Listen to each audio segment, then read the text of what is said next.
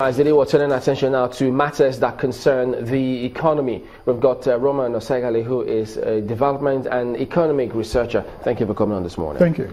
Well, there's been a lot of talk in terms of what we need to do to ensure that we get the economy back on track in the light of the recession and how things maybe not exactly where the authorities were wanted. But you have been digging in, doing some research into the role education can play here. Tell us about it.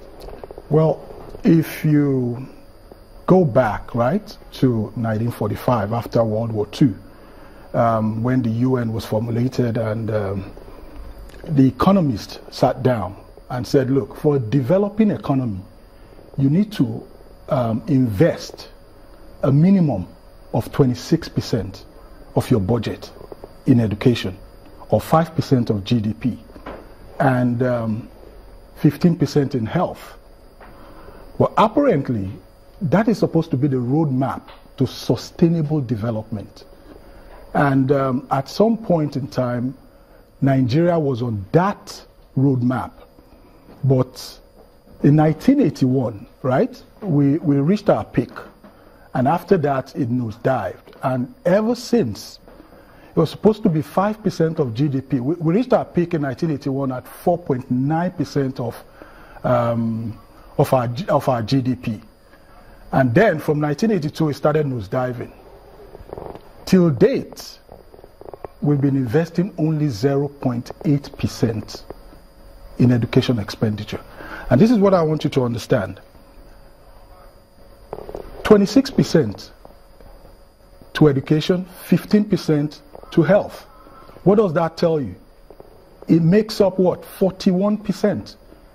That is to show you how important it is. This recommendation, I mean, even though I heard lots of people argue about it, but is this supposed to be at the national level, or the states are supposed to follow suit? Both state and national. What I did, let me tell you what I did, right? What we basically do is, we're business analysts, right? I could come into channels and tell you, go through your processes, your books, and tell you where you've gone wrong, right? Comparing data to both industry and markets. You understand? And at that point, I am supposed to compare what I have seen at channels to other probably maybe TV stations and look at the industry standard to see what you guys are doing right or wrong. So what we did was to take Nigeria back 57 years, right? And we started matching data from 1960. And then when we got to the 1970, we found out that Nigeria had started adhering to what the UN said. In 1970, education expenditure was 1.47% of GDP. And then it kept on increasing. By 1981, we had reached an all-time high of 4.9%. And if you noticed, those who schooled in the 70s, right? This was when you had a lot of African countries coming to Nigeria to school, even the Middle East countries. And it was the time when we were ahead of a lot of Asian countries, some African countries, in per capita income. So when we took the nosedive, they started investing in education, and that's why they are ahead of us today. So what do we do? Okay, I'm just wondering, is this as a direct consequence of investment or lack of it in education alone, or a combination of factors? It's an education. I tell you, see, education is not an expense. That's the mistake we're making. That's the mistake we're making in this country. It is not an expense. It is an investment. You have kids, right? The two major things you owe your kids, let's not even bring it down to family level right now, right? What are the two major things you owe your kids? Good education, right? And health. Good education ensures that a child moves out of poverty, right? The health ensures that a child is able to maximize their potentials, right? When those two things are in place, a child has limitless opportunities. And that's the model the Western world have been practicing. So, but we are looking at mineral resources as our wealth. The true wealth of a nation are the people, are the individuals. It's you and I. And that's why the UN said, look, develop your human capital. And when you develop your human capital, it is a limitless opportunity. Do you think development of human capital is happening at this time? It is not. It is not. Okay, now that we're looking at getting ourselves out of recession, is the actions and the steps the government taking at this time, i.e., injecting more forex into the economy, trying to stabilize the naira, coming up with incentives that will suggest that people are moving out of poverty, are all these steps and measures taken from the government not one in the right direction? They are, but they are short-term goals. I can tell you that. They are going to be short-term goals because it is not going to be a sustainable economic roadmap. Why? There are three factors, right, that drive generic and organic growth in an economy. The first one is innovation. Second, manufacturing. Third is productivity. Do you have any of those three? No. And then to retain those growth, right, you need agencies and institutions, working agencies and institutions, education, healthcare, aviation, security, marine, so tourism. If those things are not in place, right, you will be subjected to capital flight. I tell you, between 2000 and 2010, wealth was created in this country. What happened? Students abroad, Nigerian students abroad, increased from 2007 to 2010 by 71%. Do you know how much we spend paying school fees abroad every year? Apart from the tangible assets, right, we lose.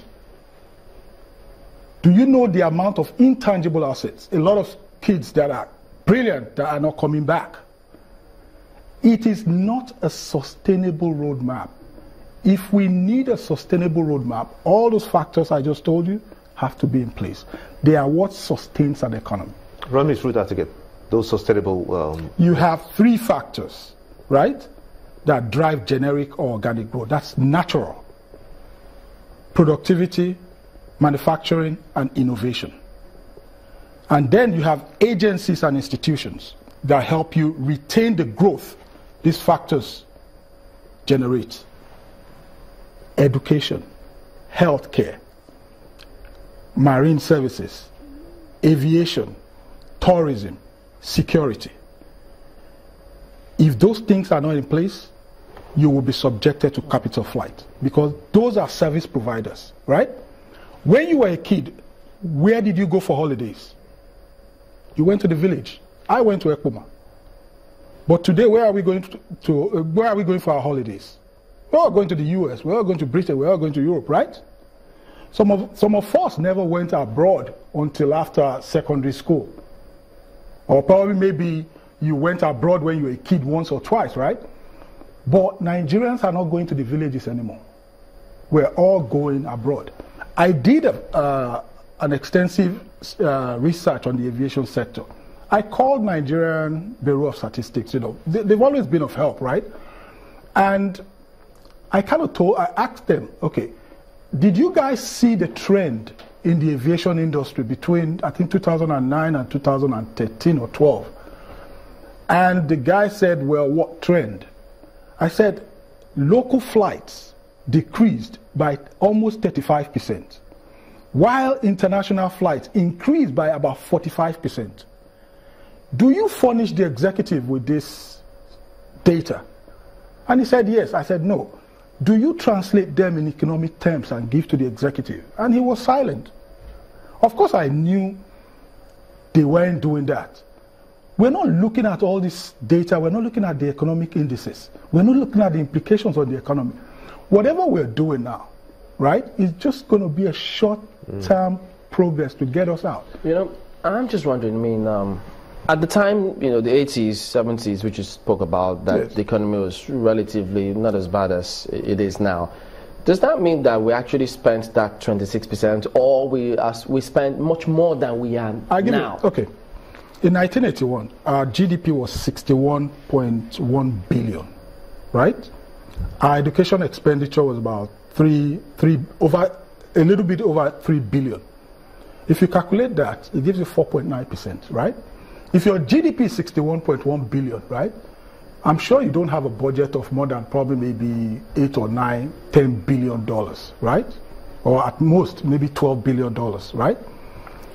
Now, calculate 3 billion of 12 billion in education alone, and that will give you a rough idea of the percentage. Okay. Do you understand? Pardon me, we need to go to break, but we'll be back and get more on this in a moment. Don't go away.